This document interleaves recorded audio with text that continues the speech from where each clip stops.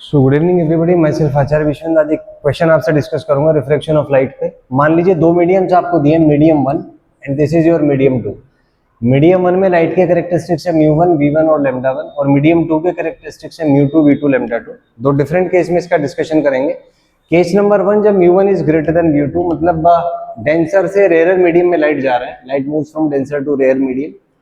तो जब light denser से रेयर में जाएगा तो आप देख सकते हैं म्यू ज्यादा है, मतलब म्यू टू कम है। तो म्यू टू कम है तो म्यू टू रेयर मीडियम हो जाएगा। रेयर होगा तो इसमें स्पीड ज्यादा होगा, माने v two greater than v one हो जाएगा। सेकंड क्वेश्चन, जिसका वेलोसिटी स्पीड ज्यादा है उसमें लेमडा ज्यादा होगा, so lambda two will be greater than lambda one. Third में फ्रीक्वेंसी, क्योंकि सोर्स पे डिपेंड करता है तो फ्रीक्वेंसी दोनों मीडियम्स में सेम होगा, माने F1 is equal to F2। Fourth is frequency पे डिपेंड करता है colour, so colour will also remain same, तो कलर भी सेम होगा। फिफ्थ में है एनर्जी भी इसमें सेम होगा, क्योंकि एनर्जी भी फ्रीक्वेंसी पे डिपेंड करता है। मोमेंटम भी सेम होगा, क्योंकि अल्टीमेटली एनर्जी और स्पीड के रेशियो के इक्वल आता है, तो it will also remain the same.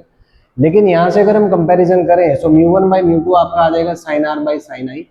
Mu one क्योंकि म्यू टू से बड़ा है तो हम कह सकते हैं कि mu one by mu two का जो रेशियो है वो वन से बड़ा होगा। और अगर mu one by mu two का रेशियो वन से बड़ा होगा तो हम कह सकते हैं कि sine r by sine i भी वन से बड़ा होगा।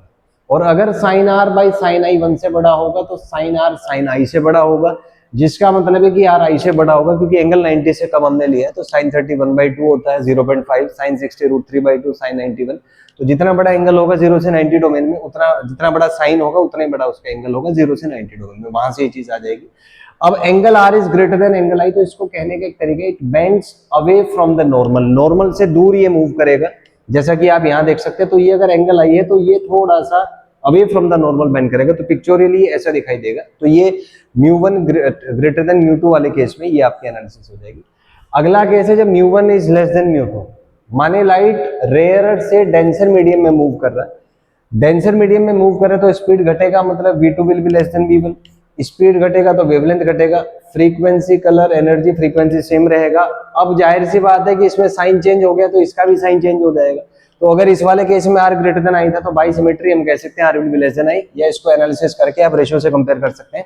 सो इसको हम कहते हैं बेंड्स टुवर्ड द नॉर्मल। ये लाइट जो है it will bend towards the normal, कुछ ऐसा दिखाई देगा। यहाँ से एंगल आई है तो it will bend toward the normal, आप देख सकते हैं।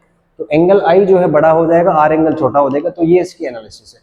थर्ड और द फाइनल केस, जब म्यू सेम है दोनों मीडियम्स का, इट्स का मतलब है मीडियम सेम है। तो मीडियम अगर सेम है, speed, wavelength, frequency, energy, momentum, colour, सब चीजें सेम रहेंगी। तो इसमें सब चीजें सेम होंगी एक्सेप्ट फॉर इंटेंसिटी, क्योंकि रिफ्रैक्शन अगर है तो इंटेंसिटी में चेंज, क्योंकि इंटरफेस है तो उस पर कुछ ना कुछ अब्जॉर्प्शन हो सकता है। इंटेंसिटी और एम्पलीट्यूड में चेंज। तो यहाँ से हम इसकी एनालिसिस कर सकते हैं। If you have any doubt you can ask in the comment section. Thank you and have a nice day.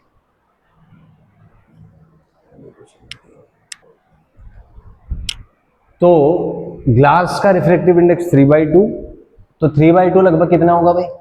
1.5। Water का 4/3 कितना भाई? 1.33। Is that clear? ठीक है जी।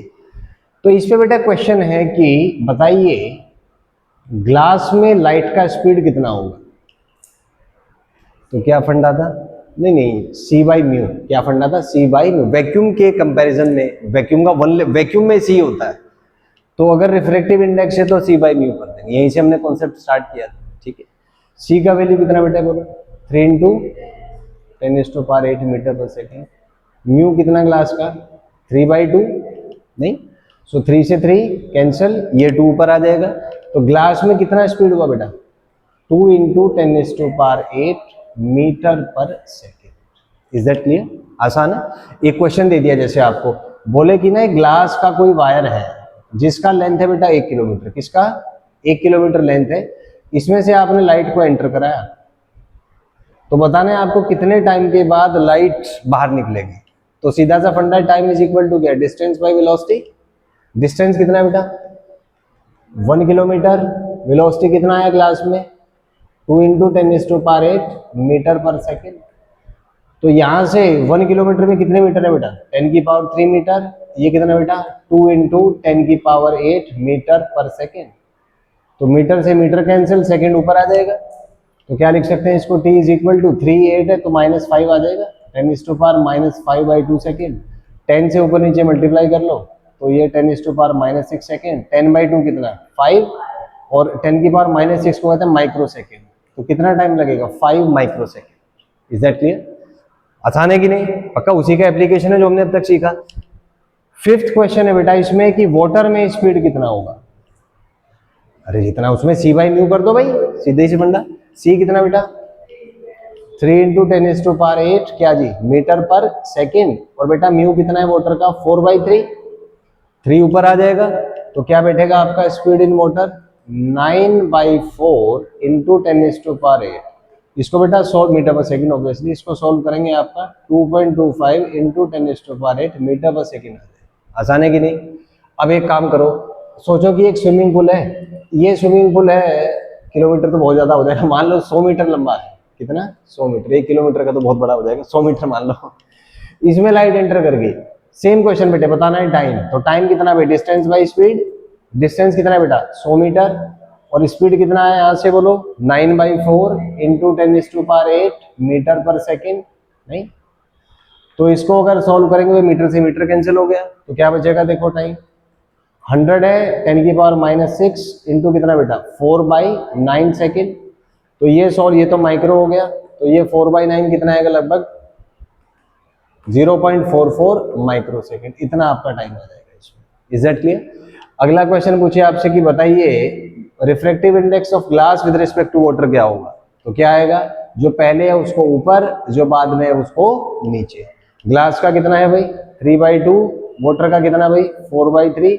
ये वाला 3 ऊपर आ जाएगा तो कितना आएगा बेटा? Mu glass with respect to water बोलो 9/8। ऑब्वियसली ग्रेटर देन 1 है, क्योंकि म्यू ग्लास ज्यादा होता है म्यू वाटर से।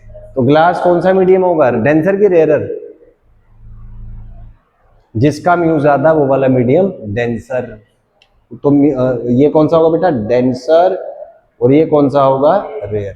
तो कोई आपसे पूछे लाइट अगर ग्लास से वाटर में एंटर करेगी तो स्पीड घटेगा कि बढ़ेगा?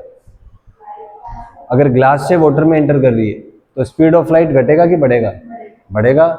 वेवलेंथ भी बढ़ेगा, बराबर है। उल्टा हो, वाटर से ग्लास में एंटर कर रही है। Is that clear? तो सारा ये फंडा है रिफ्रैक्टिव इंडेक्स का। माने जिसका रिफ्रैक्टिव इंडेक्स ज्यादा है उसमें स्पीड कम होगा। ग्लास से वाटर में जा रही है, सोचो ग्लास रखा है, ग्लास में पानी है, लाइट इधर से एंटर कर रहा है, तो एयर में सबसे ज्यादा होगा लाइट का स्पीड। ग्लास में ज्यादा होगा कि वाटर में? सबसे ज्यादा किसमें होगा? एयर। उसके बाद वाटर, और सबसे कम ग्लास।